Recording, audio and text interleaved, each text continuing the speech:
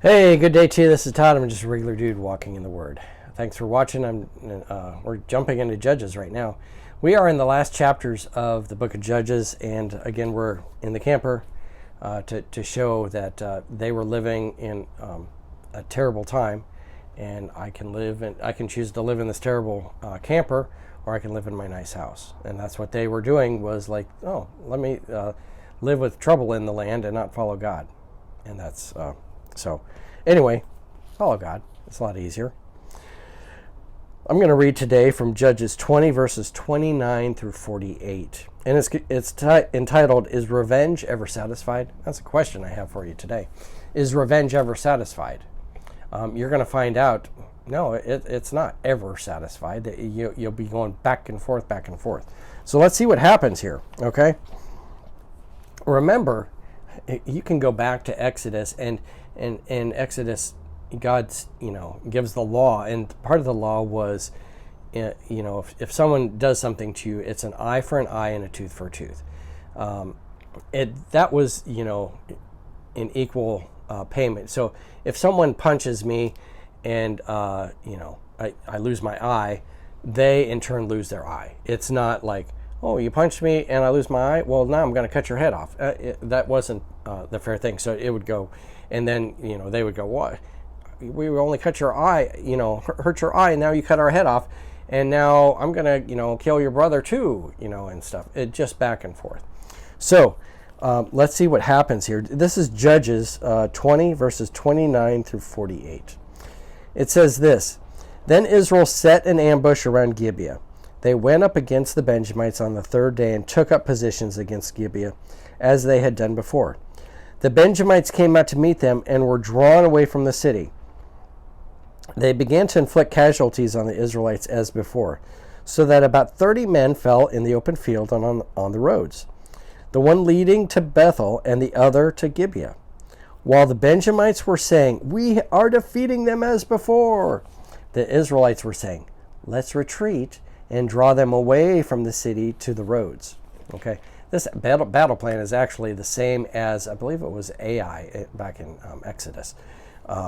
Same type of thing, where they're drawing them away from the city, and then they have other guys come in and attack the city, and then the guys look out like, uh-oh, our city is burning, and we're in trouble. Verse 33, all the men of Israel moved from their places and took up positions at Bel Tamar, and the Israelites' ambush charged out of its place on the west of Gibeah. Then 10,000 of Israel's able young men made a frontal attack on Gibeah.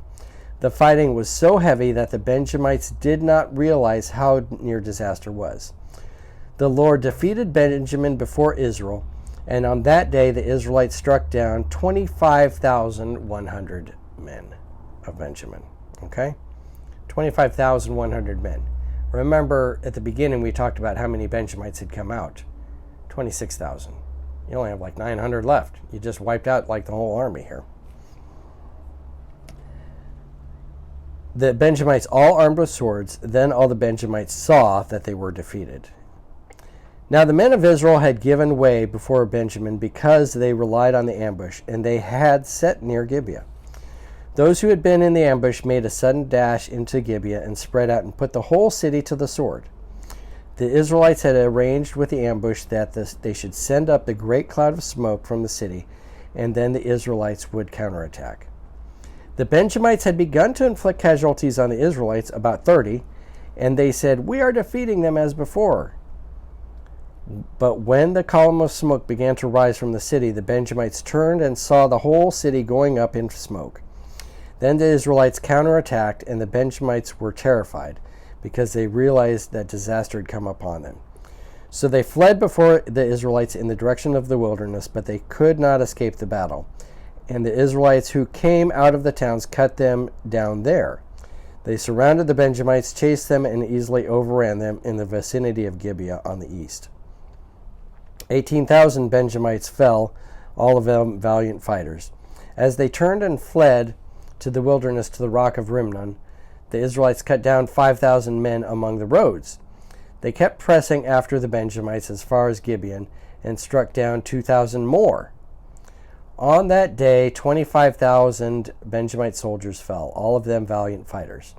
But 600 of them turned and fled into the wilderness to the rock of Rimnon, where Israel went back, where they stayed for 4 months.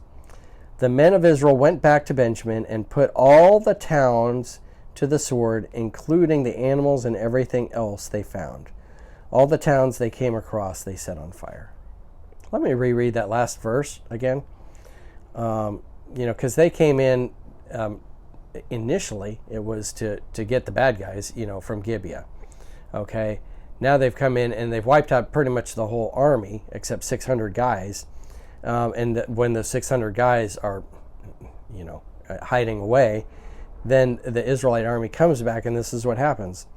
The men of Israel went back to Benjamin and put all the towns to the sword, including the animals and everything else they found. All the towns they came across, they set on fire. They just wiped out like all of Benjamin. Okay, there's nothing left. There was 12 tribes that came out of Egypt, and they just essentially are destroying, annihilating the whole tribe. Okay, because of the bad guys in Gibeah. So the revenge, so this is now out of revenge, okay? And God didn't, say to, wipe out the whole tribe of Benjamin. He never ever said that, okay? But these guys did that, okay? They were seeking revenge. They sought revenge first for the Levite, and that's a whole nother thing. They sought revenge for him first. Then when they lost the first 2 days, then they were seeking revenge for the loss of that, okay? And it wasn't the eye for an eye. It's like, we're going to wipe everything you have away. So it's just a sad story. So the thing is, the question I asked at the beginning, is revenge ever satisfied? No, it's not, okay? It will go back and forth, back and forth. And you can see here, this was based out of revenge, and they went way beyond what they should have done, okay? To the point of now they've pretty much wiped out the tribe of Benjamin. And the only thing that's left is these 600 guys that are hiding out in a cave. All right, and you're gonna see you're gonna see the next chapter. We're gonna talk about the next chapter. That's chapter 21, how they try and fix this problem that they've just annihilated the whole tribe. Okay. So remember that revenge is never satisfied. Thanks for watching. I'm just a regular dude walking in the Word, and I'll see you tomorrow as we continue jumping into Judges. Lord's blessing to you.